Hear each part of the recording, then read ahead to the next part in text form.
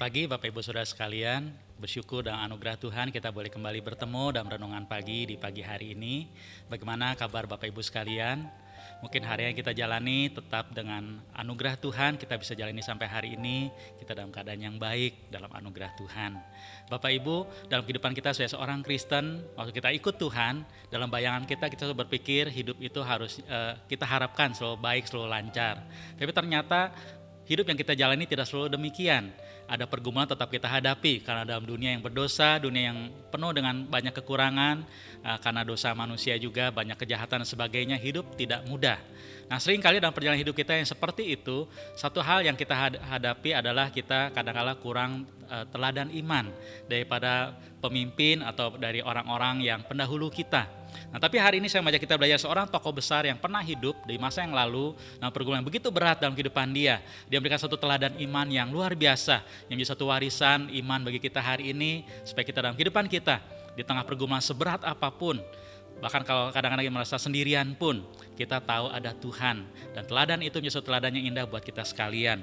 Bapak Ibu, saya mengajak kita belajar dari firman Tuhan, dari kitab 2 Timotius pasal yang keempat. 2 Timotius pasal yang keempat, ayat bagian yang terakhir 9 sampai ke 22. Nah, bagian ini adalah surat daripada Rasul Paulus yang terakhir pada Timotius. Jadi 2 Timotius adalah surat terakhir mungkin pernah ditulis oleh Rasul Paulus. Nah, dalam surat ini, hari ini kita sampai di bagian yang paling akhir juga dari suratnya ini. Bagaimana kata-kata terakhir dari Paulus yang dia katakan pada Timotius, nah, pesan-pesan dia dan kerinduan dia dapat bertemu dengan Timotius. Nah, untuk mempersingkat waktu, dari ayat 9 sampai 22 saya akan pilihkan baca beberapa ayat buat kita sekalian supaya kita dapat gambaran lebih besar, karena sangat banyak kita bisa pelajari sebenarnya dalam bagian ini. Saya akan secara fokus melihat beberapa ayat. Pertama ayat ke-9. 2 Timotius pasal 4 ayat ke-9. Berusahalah supaya segera datang kepadaku. Lalu ayat ke-13. Jika engkau kemari, bawa juga jubah yang kutinggalkan di Troas, di rumah Karpus, dan juga kitab-kitabku, terutama perkamen itu. Lalu ayat ke-16 sampai yang ke-18. Pada waktu pembelaanku yang pertama, tidak seorang pun yang membantu aku, semuanya meninggalkan aku. Kiranya hal itu jangan ditanggungkan atas mereka. Tetapi Tuhan telah mendampingi aku dan menguatkan aku, supaya dalam perantaraanku Injil diberitakan dengan sepenuhnya, dan semua orang bukan Yahudi mendengarkannya. Dengan demikian aku lepas dari mulut singa. Dan Tuhan akan melepaskan aku dari setiap usaha yang jahat. Dia akan menyelamatkan aku, sehingga aku masuk ke dalam kerajaannya di surga. Baginya lah kemuliaan selama-lamanya. Amin. Ayat yang terakhir 21. Berusahalah kemari sebelum musim dingin. Nah, demikian bacaan firman Tuhan. Berbagai seorang baca firman Tuhan, merenungkannya dan melakukannya dalam kehidupannya sehari-hari. Bapak Ibu, kalau kita baca dalam bagian ini, saya fokus secara khusus bagaimana Paulus dengan Timotius, karena di bagian ini Bapak Ibu bisa baca ada banyak nama-nama lain yang semua orang-orang penting juga yang ada pelajaran buat kehidupan kita. Tapi hari ini saya mengajak kita secara khusus fokus pada Timotius. Tadi dikatakan di ayat ke-9 dikatakan, Paulus dikatakan dalam bagian ini terakhir dikatakan berusahalah supaya segera datang kepadaku. Di pasal 1 dikatakan dia rindu melihat Timotius. Dan di sini di akhir tulisannya lagi kembali Paulus ingatkan berusahalah supaya segera datang. Dikatakan kamu cepat-cepat kalau bisa datang ketemu aku. Lalu ayat 21 tadi dikatakan berusahalah kemari sebelum musim dingin. Jadi secepatnya datang. Coba kamu cepat bereskan segala pekerjaanmu. Lalu dikatakan di bagian lain, di bagian bawahnya itu Paulus katakan dia sudah mengirim juga Tikhikus menggantikan Timotius sementara di sana. Kamu segera datang ke sini. Dikatakan aku ingin ketemu. Apa yang ingin Paulus rindukan dalam pertemuan itu? Kalau kita boleh belajar dalam bagian ini yang kita bisa pelajari adalah di masa terakhir Paulus ingin ketemu dengan Timotius. Karena Timotius adalah anak rohani dia yang begitu dekat dengan dia, dan Timotius adalah seorang yang masih sangat muda. Jadi sangat butuh satu figur, satu teladan, dan juga seorang yang menguatkan dia. Waktu dia melayani di tengah tantangan pelayanan yang sangat berat yang dihadapi juga oleh Timotius saat itu. Maka dikatakan dari masa waktu terakhir Paulus, dia rindu ketemu dengan Timotius. Dalam pertemuan itu juga Paulus berikan satu pesan ayat 13. Waktu kamu datang dikatakan kalau engkau kemari bawa juga jubah yang kutinggalkan di Troas. Jubah di sini adalah baju hangat yang tebal untuk musim dingin. Yang biasanya itu berat dan besar, itu ya tebal untuk musim dingin. Karena diperkira waktu itu menjelang musim dingin. Nggak lama lagi akan musim dingin. Sehingga ayat 21 dikatakan berusahalah kemari sebelum musim dingin. Nah, Paulus mungkin sudah merasakan juga secara fisik juga dalam perjalanan pengadilan dia merasakan mungkin waktu sudah tidak lama lagi, di ayat sebelumnya dikatakan. Jadi dia ingin bertemu terakhir kali dengan Timotius dan dikatakan waktu kamu datang tolong bawa baju hangat yang tebal itu, jubahku yang kutinggalkan di Troas, kamu bawa supaya di musim dingin Paulus juga punya pakaian itu. Lalu yang kedua dikatakan juga kitab-kitabku, terutama perkamen itu. Kitab-kitab atau perkamen itu adalah gulungan kitab yang disebut papirus atau perkamen, itu ditulis dari kulit binatang. Nah, saat itu adalah itu satu lembaran begitu ya, surat. Itu suatu yang dulu itu adalah benda yang mahal sekali. Mahal dan biasanya untuk urusan legal, urusan penting secara hukum dan sebagainya baru ditulis di papirus atau di perkamen itu. Nah, Paulus dikatakan ingin bawa perkamen itu. Kita nggak tahu isinya apa. Ada kemungkinan itu adalah isi daripada Alkitab Perjanjian Lama atau juga mungkin ada firman Tuhan, ucapan-ucapan tentang Tuhan Yesus atau apapun yang dia ingin dibawa. Tapi itu adalah satu hal yang penting sehingga Paulus ingin Timotius bawa. Nah, ada orang belajar dikatakan berarti di masa akhir Paulus dia masih ingin membaca perkamen itu. Tapi yang kedua kemungkinan lain juga selain dia membaca, kemungkinan juga karena perkara barang yang penting buat Paulus, dia ingin serahkan itu kepada Timotius. Timotius kamu bawa ketemu, nah setelah ketemu dengan Paulus, kemungkinan Paulus kemudian serahkan itu, wariskan pada Timotius. Nah, kalau itu adalah firman Tuhan, itu satu yang sangat penting bagi Paulus, barang berharga bagi dia dan itu sangat mahal, perkamennya sendiri juga mahal, Bapak Ibu sekalian. Dia ingin wariskan itu kepada Timotius. Nah, lalu juga di dalam pertemuan itu, saya yakin juga di saat itulah juga Paulus memberikan berbagai nasihat. Selain di surat 2 Timotius sudah ada, 1-2 Timotius, dia akan memberikan berbagai nasihat yang penting untuk Timotius supaya dia bisa meneruskan pelayanannya dengan baik. Dia menjadi kemudian jadi penerus daripada Rasul Paulus. Timotius bisa melayani Tuhan dengan baik di tengah segala tantangan yang ada.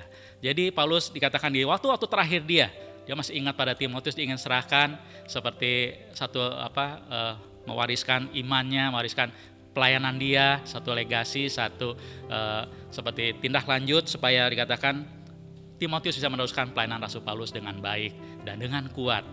Nah, di situ saya yakin itulah yang Paulus rindukan.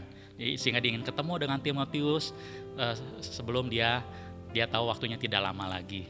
Nah, itu yang Bapak Ibu ya kita tahu, dan itu kalau kita lihat dari latar belakang memang waktu itu Paulus di penjara zaman Nero dan kemungkinan waktu itu ada penundaan hukuman, ada kemungkinan tidak lama lagi Paulus akan menerima hukuman mati karena Nero waktu itu memang sangat kejam. Nah, itu yang kita tahu dari latar belakang Bapak Ibu sekalian. Nah, apa pelajaran buat kita sekalian dari bagian ini? Yang saja kita boleh lihat apa yang dapat kita lihat bagaimana Paulus memberikan pada Timotius. Itu satu teladan iman yang indah. Nah, di surat ini ada satu bagian yang indah ayat ke-16 sampai ke-18. Waktu Paulus dikatakan sebelum panggil Timotius dikatakan, kamu datang ketemu aku, tapi kamu jangan takut, aku aman-aman aja, tapi aku tetap ingin ketemu kamu. Ayat 16 sampai 18 di sini dikatakan, pada waktu pembelaanku yang pertama tidak seorang pun yang membantu aku. Di sini tentu maksudnya bukan tidak ada saudara seiman di sana, tapi Paulus merasakan tidak ada yang mendampingi dia. Para penafsir memberikan kemungkinan karena tidak ada pembela hukum waktu itu. Jadi sepertinya Paulus mengalami satu pengadilan yang kita sebut tanda kutip tidak adil.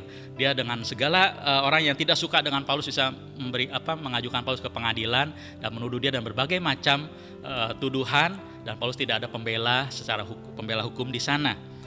Nah, dikatakan tidak ada seorang pun membela aku, semuanya meninggalkan aku. Jadi orang yang dia kenal pun nggak ada yang berani jadi pembela dia, dan atau juga tidak bisa. Kiranya hal itu jangan ditanggungkan atas mereka, karena kita tahu di situ masih ada Lukas sebenarnya bersama Paulus. Tapi Lukas bukan seorang pembela hukum, bukan ahli hukum, Lukas seorang dokter. Nah, dikatakan tetapi ayat 17, tetapi Tuhan telah mendampingi aku. Jadi Paulus katakan walaupun aku tidak ada pembela, tidak ada yang mendampingi aku, ada Tuhan bersama aku. Tuhan yang mendampingi aku dan juga Tuhan yang menguatkan aku. Nyatakan supaya dengan perantaraan aku ini tetap diberitakan pada semua orang yang bukan Yahudi, orang semua bukan Yahudi bisa mendengarkannya. Lalu kemudian dengan demikian aku lepas dari mulut singa. Nah, ini kemungkinan memang orang perkira apakah itu tokoh-tokoh waktu itu yang jahat di sekeliling Paulus yang waktu itu ada di sana. Juga dan Tuhan akan melepaskan aku dari setiap usaha yang jahat. Jadi ada rencana-rencana jahat, segala rencana jahat itu dikatakan Tuhan akan melindungi Paulus sampai pada waktunya dikatakan dia akan menyelamatkan aku sehingga aku masuk ke dalam kerajaannya di surga. baginya lah kemuliaan selama-lamanya. Akhirnya Tuhan yang dipermuliakan, dan Paulus tahu apapun yang terjadi pada akhirnya Tuhan akan menyelamatkan aku, dan yang paling ujungnya aku akan masuk dalam kerajaannya di surga, kerajaan surga. Dia masuk surga. Jadi kalaupun satu saat dengan segala cara orang berbuat jahat, Tuhan lindungi dia, tapi setelah saatnya dia menerima, mungkin di bawah Romawi dia dihukum mati, dia tahu dia masuk surga, dalam kerajaan surga selamanya. Ini iman Paulus yang luar biasa. Dia waktu tulis surat ini, Timotius waktu baca ini, dia ingin ketemu Paulus, tapi sisi yang lain dia tahu juga Paulus biar bagaimanapun dia punya iman yang kuat. Ada Tuhan bersama dia. Hanya Timotius berusaha ketemu untuk terakhir kali dengan Paulus. Nah, Bapak Ibu, apa pelajaran buat kita sekalian dalam bagian ini? Secara singkat kita belajar pertama adalah dari Timotius. Timotius bisa belajar dari Paulus, ada suatu teladan iman yang luar biasa. Dia bisa melihat Paulus bapak rohani dia yang membimbing dia, menolong dia bertumbuh, bahkan dia bisa melayani Tuhan, dan dia bisa melihat suatu teladan yang indah di mana Paulus dalam segala kesusahan dia, dalam segala beban berat dia, Paulus berfokus kepada Tuhan. Dan dia mengenal Tuhan dengan jelas. Dia bisa percaya, dikatakan Tuhan bersama aku. Dia mengalami bagaimana Tuhan menyertai dia, Tuhan mendampingi, Tuhan menguatkan aku. Bahkan dikatakan Tuhan menyelamatkan aku, sampai kelak aku masuk dalam kerajaan surga. Jadi Paulus sangat yakin, dia sangat kenal Tuhan, dan dia tidak pernah merasa takut sendirian. Walaupun dia merasa semua orang meninggalkan dia sendirian mengalami pengadilan di tengah bangsa Romawi dan sebagainya, dia tahu Tuhan bersama dia. Itu teladan iman yang kuat di tengah segala kesusahan yang dia hadapi. Nah, itu satu teladan yang penting buat Timotius, karena Timotius masih muda, pelayanan dia masih panjang. Mungkin kalau Tuhan berikan kesempatan, nah dia menghadapi banyak tantangan. Tapi dia belajar seorang Paulus sampai akhir. Iman Paulus tidak pernah berubah. Dia tetap percaya Tuhan, bahkan dia sungguh-sungguh mempercayai Tuhan, dan dia yakin Tuhan selalu bersama dengan dia. Teladan yang indah. Nah, Bapak Ibu sekalian, apa pentingnya buat kita sekalian juga hari ini? Secara singkat saya mengajak kita belajar teladan yang indah ini juga. Dalam kehidupan kita juga, di tengah pergumulan kita, seringkali bisa membuat kita jatuh, kita gagal, kita bisa kecewa. Bapak Ibu, di tengah pergumulan kita, kadang-kadang ada orang lagi susah, tidak ada orang yang menolong. Bahkan orang Kristen pun mungkin tidak mendukung, bahkan mungkin kita merasa kenapa saya ditinggalkan sendirian. Mungkin salah paham, mungkin orang tidak ngerti kita, orang juga tidak sanggup tolong kita dan sebagainya. Tapi di tengah segala kesusahan kita, apa fokus kita tetap kepada Tuhan atau kepada manusia? Kalau kita berfokus pada manusia, kita bisa kecewa. Kalau kita berfokus hanya hidup yang baik, kita merasakan kalau saya ikut Tuhan harus hidup saya lancar, semua baik, kita pasti kecewa karena Tuhan tidak pernah janjikan hal itu dalam kehidupan kita. Yang Tuhan janjikan adalah Dia menyertai kita senantiasa sampai akhir zaman. Di tengah segala kesusahan kita, fokuslah pada Tuhan. Percayalah kalau Dia menyertai kita, Dia selalu menolong kita, ada pertolongan pada waktunya, ada kekuatan, ada jalan keluar pada waktunya. Tuhan bisa sanggup tolong kita dengan caranya yang ajaib. Tapi juga hal yang kedua yang terakhir buat kita sekalian Bapak Ibu, tahun ini kita sebentar lagi masuki Natal, menjelang minggu-minggu menjelang Natal. Kita juga merasakan Natal yang berbeda tahun ini. Banyak hal yang kita bisa lakukan, Natal tahun ini sangat berbeda. Kita tidak melakukan banyak hal, bahkan ada sebagian daripada kita mungkin hanya dapat merayakan Natal di rumah kita. Tapi kembali saja kita kembali fokus juga kepada Tuhan. Berita Natal yang paling penting adalah Injil, kabar baik di mana Tuhan datang kepada kita. Kristus, Sang Bayi Natal itu sudah datang untuk menyelamatkan kita. Bila fokus kita kepada Kristus, bukan kepada gereja, bukan kepada manusia, bukan kepada banyak hal. Kadang kita bisa menuntut banyak hal, tapi banyak hal bisa mengecewakan kita. Tapi kita tahu dalam segala keterbatasan yang ada, gereja yang juga hari ini tidak melakukan banyak hal karena situasi yang terbatas di situasi pandemi ini, juga mungkin saudara seiman yang mungkin juga nggak bisa dekat dengan kita karena situasi ini. Nah, banyak hal yang kita hadapi. Pergumulan kita juga begitu banyak orang bergumul dengan hidup yang sulit hari ini. Satu sama lain berusaha bertahan, dan mungkin kadang-kala kita bisa lupa dengan orang lain. Tapi kita ingat Tuhan tidak pernah melupakan kita. Maka saya mengajak kita dalam bagian firman Tuhan hari ini belajar teladan iman daripada Rasul Paulus. Fokus dia adalah Tuhan. Sampai akhir hidup dia tahu Tuhan bersama dia, dan dia tidak pernah ingkar, dia tidak pernah mundur, dia tidak pernah kecewa, karena dia tahu Tuhan adalah Tuhan yang setia, yang tidak pernah meninggalkan dia. Mari Bapak Ibu, di tengah segala situasi kita hari ini juga fokuslah kepada Tuhan. Waktu sebentar kita merayakan Natal, fokuslah pada Kristus, Sang Immanuel itu. Tuhan berserta kita, Sang Bayi Natal itu yang sudah datang untuk menyelamatkan kita, berikan kita hidup dalam damai sejahtera, dalam sukacita, dalam penyertaan dan kekuatan yang diberikan buat kita. Sehingga di tengah hidup dunia hari ini, pergumulan kita apapun juga, situasi pandemi yang kita belum tahu sampai kapan, ada Tuhan bersama kita. Amin. Mari kita berdoa. Bapa, Engkau yang mengenal setiap kami masing-masing, biarlah Tuhan firman-Mu sederhana hari ini Tuhan berikan, tanamkan hati kami jadi bagian hidup kami masing-masing. Terima kasih Tuhan untuk seorang Rasul Paulus yang pernah hidup di masa yang lalu, memberikan suatu jejak teladan yang indah bagi Timotius, tapi juga bagi kami hari ini, di mana dalam kehidupan dia yang kadang-kala dia begitu berat mengalami semua pergumulan, kadang-kala bahkan sendirian, begitu berat mengalami tantangan dalam pelayanan dia.